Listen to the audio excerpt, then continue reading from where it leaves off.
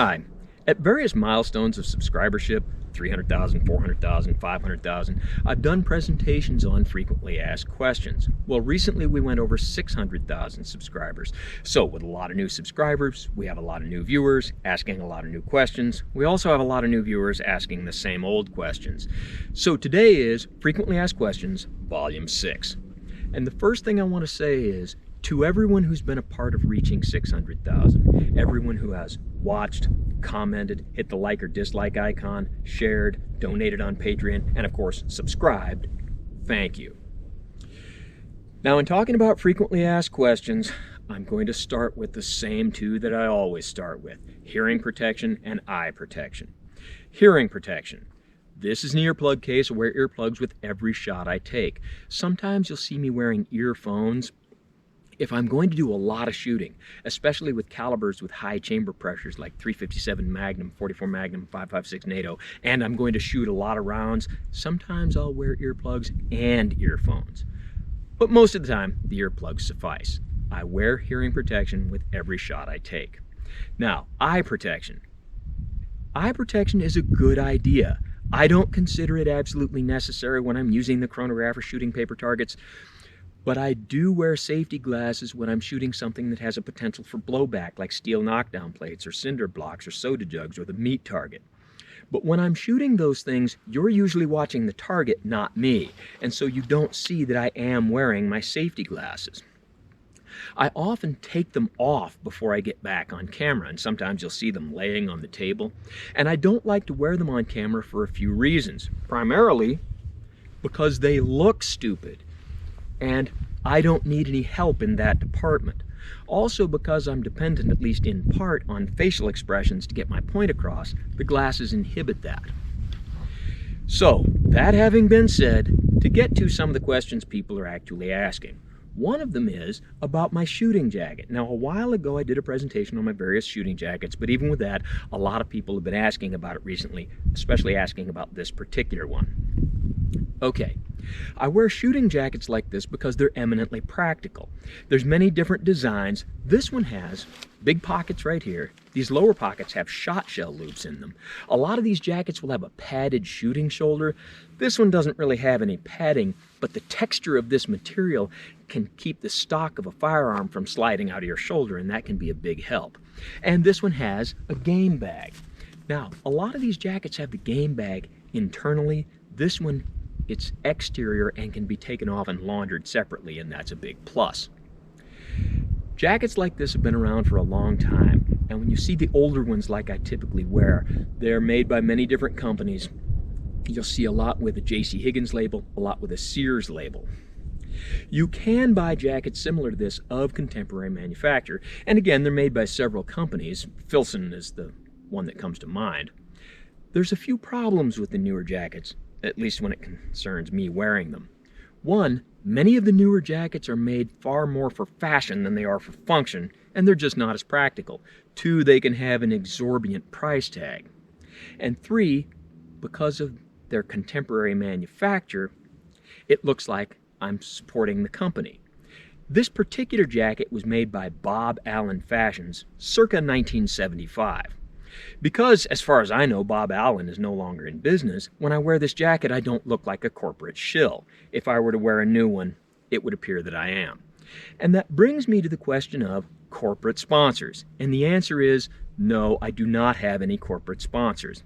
Occasionally, companies or manufacturers will contact me asking if they can send me something that I will evaluate, and sometimes I do.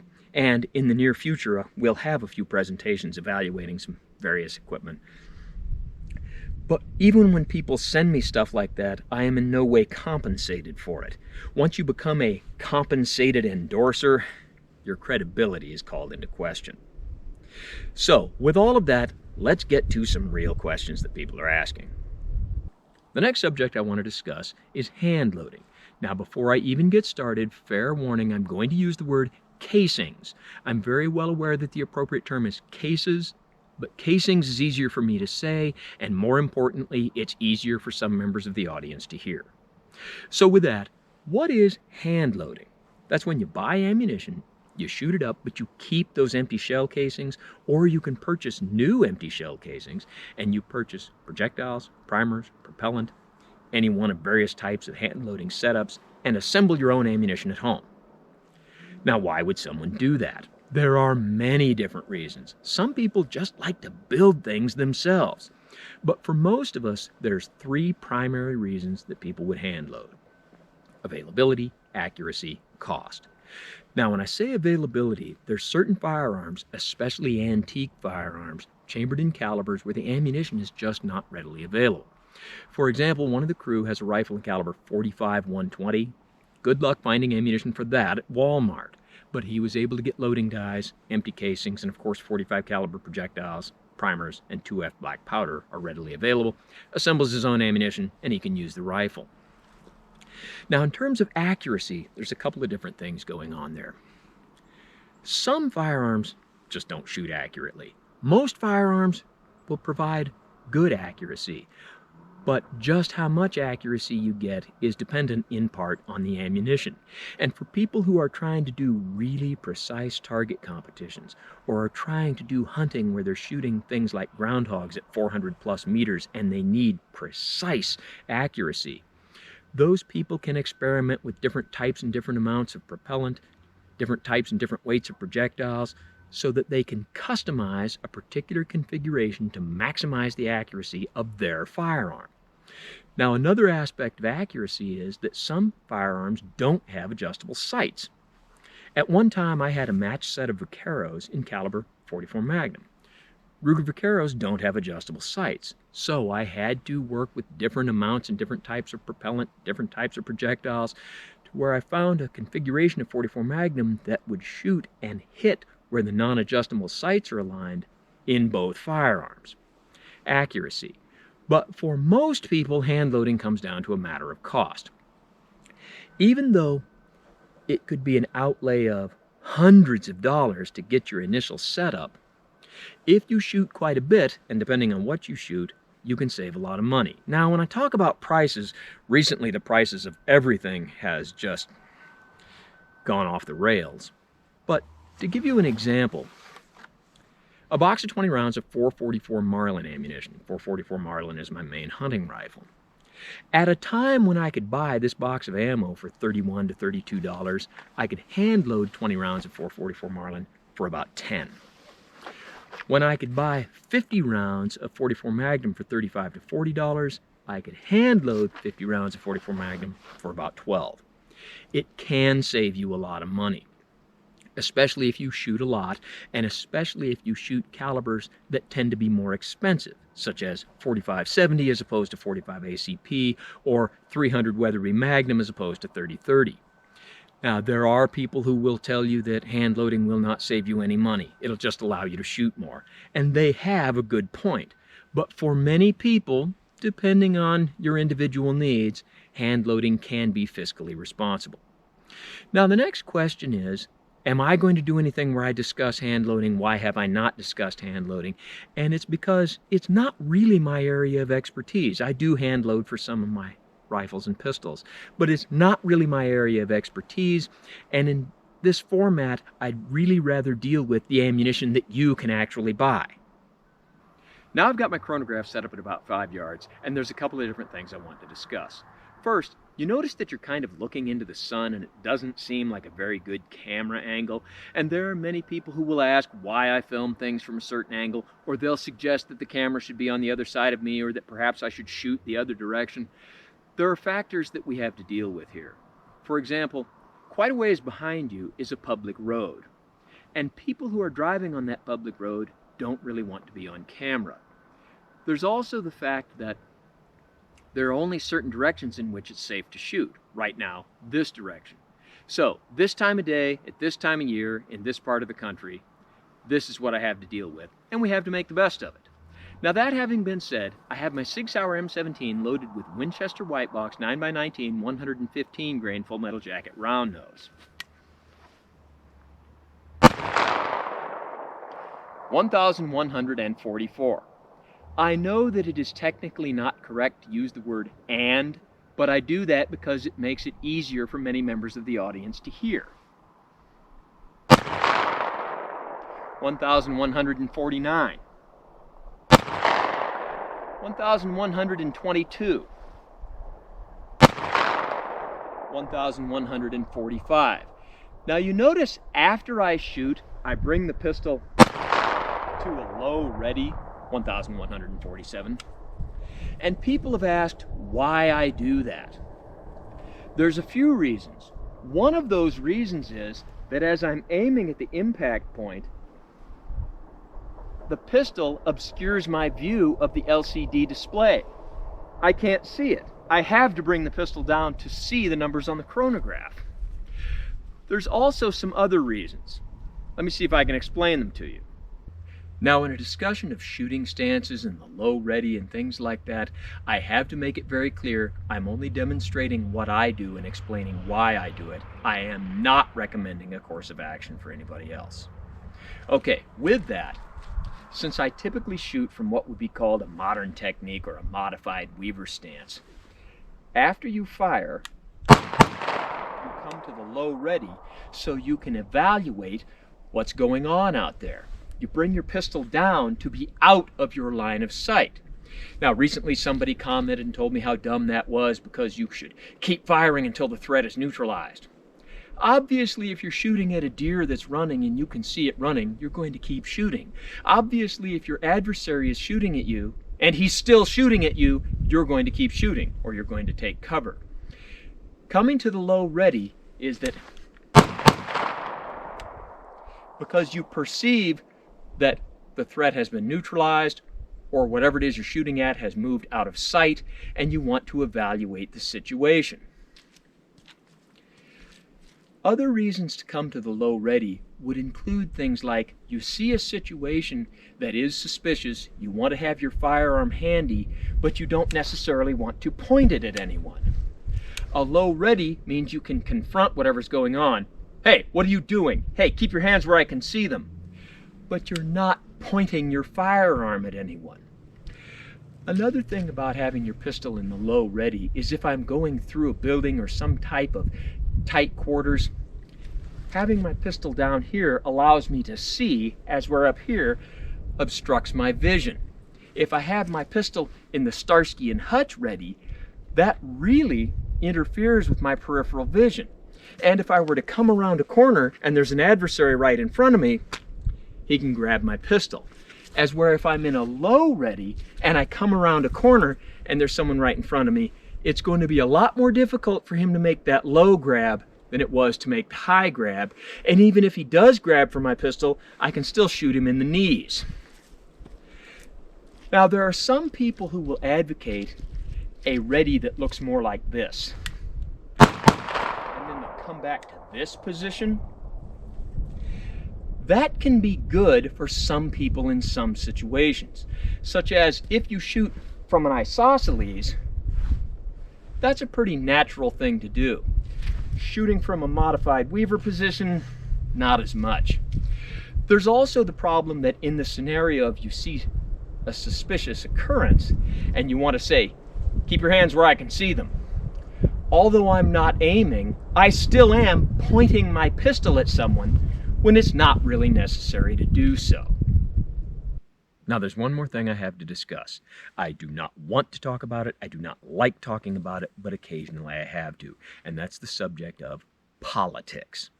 I don't like talking about politics. Other people do like talking about politics. There's plenty of people talking about politics already, some of which are actually good at it, and one of the reasons people tune in here is to have a respite from the political rhetoric. However, occasionally I have to briefly discuss politics because of something I call the Gomer-Pyle principle. I'm sure there's other people that have other names for it. But what I'm talking about is the concept that if someone is aware of something, but they choose not to discuss it, choose not to participate in it, choose not to comment on it, then that allows other people later to lie and say that they were unaware of it, or to make accusations that this person was being socially irresponsible because they didn't participate in the discussion. Now, what does that have to do with Gomer-Pyle? Okay, Gomer-Pyle USMC was a sitcom on television, and for those who aren't familiar with it, it's a spin-off of The Andy Griffith Show, and it's the ongoing story about a man named Gomer Pyle, who's not dumb, but he's a very simple man from rural America, and he goes into the Marine Corps, and comedy's supposed to ensue. It's debatable whether or not any really did. Now, sources don't always agree, but as far as I can tell, the show was in production from approximately 1965 until approximately 1970, throughout the height of the Vietnam War. And I haven't seen the show very much, but based on the few episodes that I have seen and the various sources that I've read about the show, there is never a time in the entire production where they mention casualties, going on deployment, Vietnam, or even the fact that there's a war going on. This is a television series about the daily lives of people in a Marine Corps infantry platoon, yet they seem to be completely oblivious to the notion that we're at war.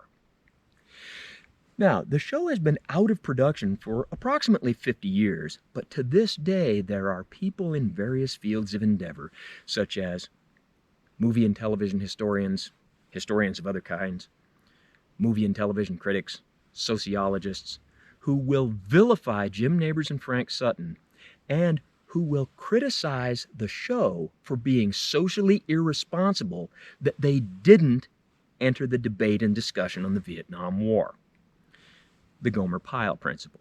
And this is something that I'm seeing contemporarily as people are contacting me, accusing me of being unaware of various social and political things that have been going on recently, accusing me of being unaware of the pandemic. Okay. Some time ago, the intel I got was that there were certain words that I was not allowed to say in this format. That's why in discussing the pandemic, we came up with the code word of beer. Get it? These days I can say those words, but beer has kind of stuck, so we've gone with it. For people who think that I'm unaware of the pandemic, remember I am a healthcare professional. I'm a certified dental assistant and I work part-time at a dental clinic. I am very well aware of the need for PPE and the asepsis procedures that we have to do to deal with the pandemic. Yes, I am aware of it.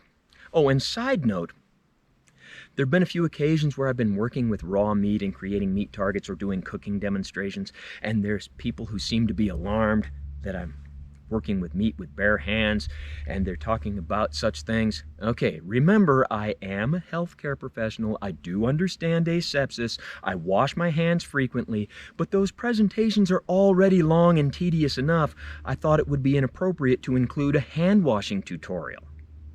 But to get back on task in talking about politics, there are certain things that I do not like talking about, but I have to discuss occasionally, such as I am very well aware of the existence of the Black Lives Matter movement. I'm very well aware of all the accusations of abuse and misconduct that have been leveled against the police recently.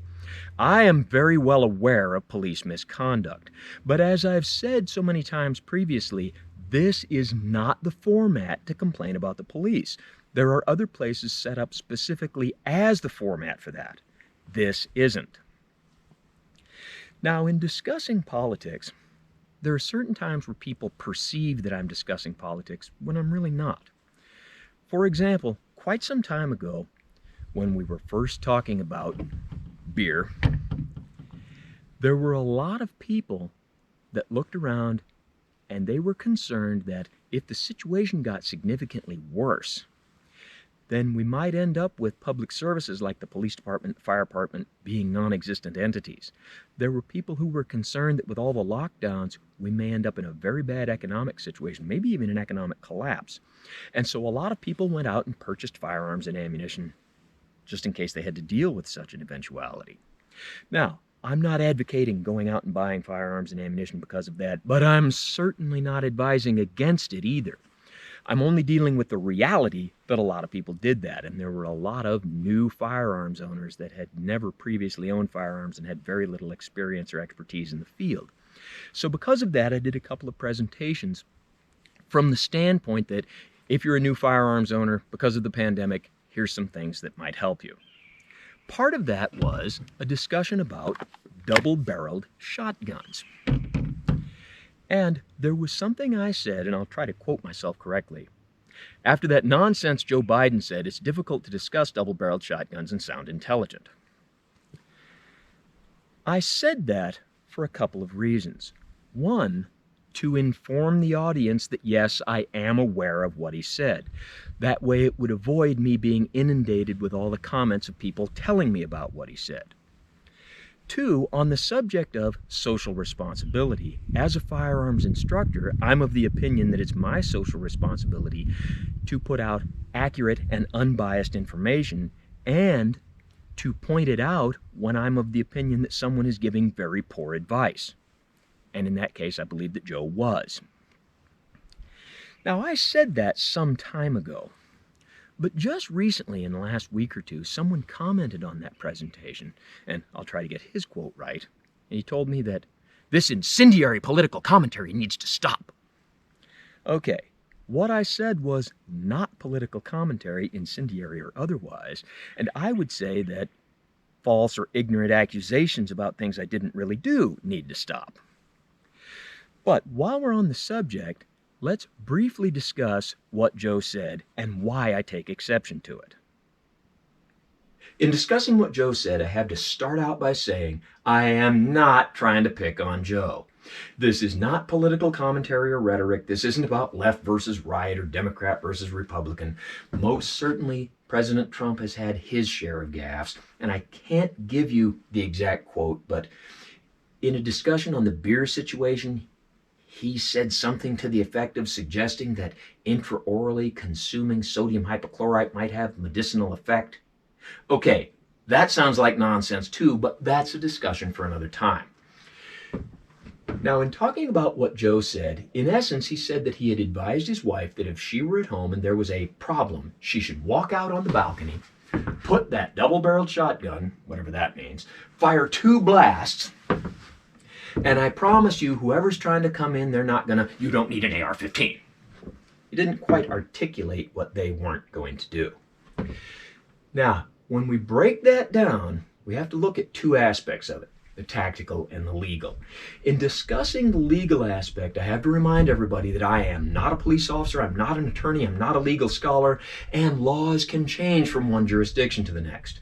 But here in the United States, the basic concept is that you can use deadly force to defend yourself or another innocent person if you reasonably and prudently believe that you or they are in imminent, that's with the I, imminent danger of death or serious bodily harm. Now keep that in mind. So, we start with, you're in the house and there's something going on outside. Tactically speaking, going outside will most of the time be a bad idea. Legally speaking, something's going on outside, you're inside. If you're talking about a citizen defending themselves, something's going on outside, you arm yourself and then go out. You have now made the decision to arm yourself, go out and become an active participant in whatever's going on. Your claim of self-defense is going to start to lose traction. Then, when you fire 2 blasts,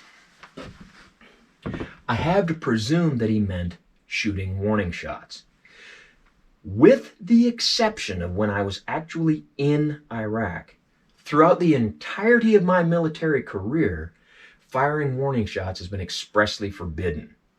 To the best of my knowledge, warning shots are prohibited by every police agency in the United States. And if there's anybody out there who is a police officer and knows any different, please share. I can't tell you that for citizens, warning shots would be legally prohibited in your jurisdiction, but I can tell you they would be greatly looked down upon. Also, firing a warning shot could be inferred that you're making the statement that you knew you were not in imminent danger. Now, let me see if I can illustrate that. You see something bad going on, you're going to claim that you were in imminent danger. Well, you very well might shoot at whatever was going on. But if you see something going on and you fire a warning shot, then you must have known that you were not in imminent danger, because if you were, you would have fired at your adversary, not shot a warning shot. Then there's the concept of having a double-barreled shotgun and firing 2 blasts. Well, most double-barreled shotguns have a capacity of 2. Yes, there are exceptions. So you go out on the balcony, you fire 2 blasts, and now you're standing outside with an empty gun. tactically not a really good situation to be in. I could go on, but you get the point. So when I referred to what Joe said about double-barreled shotguns as being nonsense, that's because in my opinion it was. And it absolutely was not political commentary, incendiary or otherwise. And for someone to accuse me of making incendiary political commentary is a lie. Oh, and for those who are curious, this is a W.C. Scott & Son 10-gauge shotgun that was manufactured circa 1880. I just thought it was appropriate for the demonstration. So to wrap this up, once again, for everyone who's been a part of reaching 600,000, thank you.